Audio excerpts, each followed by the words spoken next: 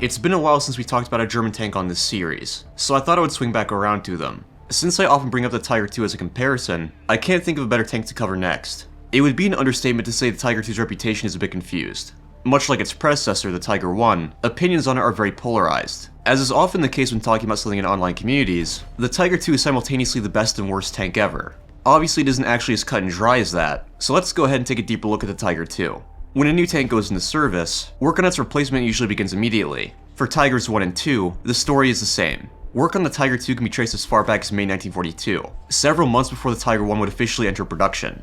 In a very similar vein to the Panther, creation of the new tank was spurred by advances in Allied armor. Once again, Henschel and Porsche were selected to make competing prototypes. In the case of Porsche's design, it was based on his failed Tiger I proposal, but in order to meet new requirements, it had to undergo some fairly major changes. Most importantly, the frontal armor was now sloped, providing more protection. Two variations of the design were offered, one with a turret at the front, and one with a turret at the back. When working on his Tiger I proposal, Porsche was far too confident, and ordered holes before the design was chosen. He made the same mistake with his Tiger II proposal, ordering 50 turrets. As you can probably guess by that, Porsche's design didn't win. However, things weren't going smoothly for Henschel either. Their first design, VK4502H, was also rejected. In light of this, they submitted a revised design, called VK4503H. This was also largely based on the original Tiger, but was modified to have part commonality with the Panther II. In fact, the Tiger II more closely resembled the Panther than the original Tiger, bar some minor details of course. A much larger turret was required to house the massive KWK-43, more commonly known as the Long 88. On the orders of the Mustache Man, the upper front plate was also increased to 150mm. This would make the Tiger II frontally impervious to anything the Allies could field, but it would also have quite a few negative effects. Of course, the second Henschel design was chosen after some minor adjustments. The pilot vehicle was completed late 1943, with production starting not long after. In February of 1944, the first Tiger IIs began rolling off production lines. As mentioned earlier, Porsche had preemptively ordered 50 of his turrets, so the materials wouldn't go to waste. The first 50 Tiger IIs were fitted with this turret. Compared to the production turret, this one was far less protected, and had a noticeable shot trap. One small thing to note, while it was indeed used on Porsche's design, it wouldn't technically be correct to call them Porsche turrets. Both turrets were designed by Krupp. One is just an older version. Things immediately began to go poorly for the Tiger II.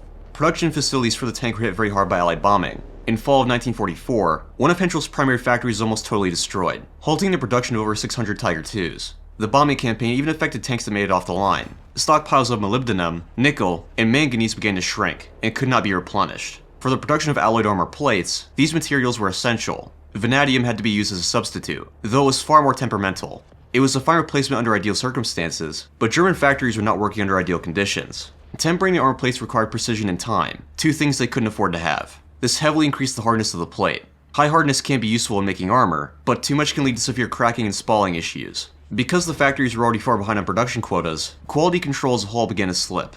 In Soviet tests, it was revealed the welds were poor in quality, which made them easy to crack with multiple hits.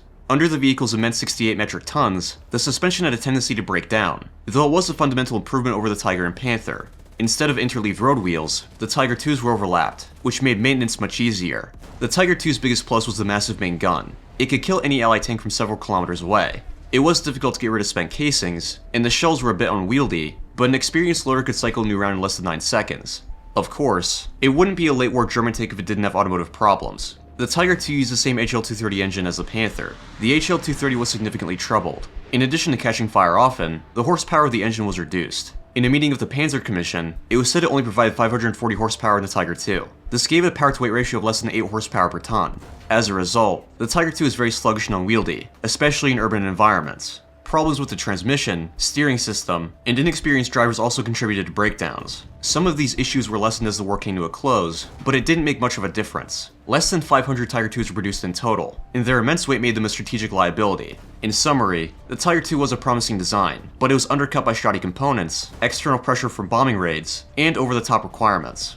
I wouldn't call it terrible, but I wouldn't call it okay either. That's pretty much all there is to say. I hope you guys enjoyed the video, and I'll see you on the next one.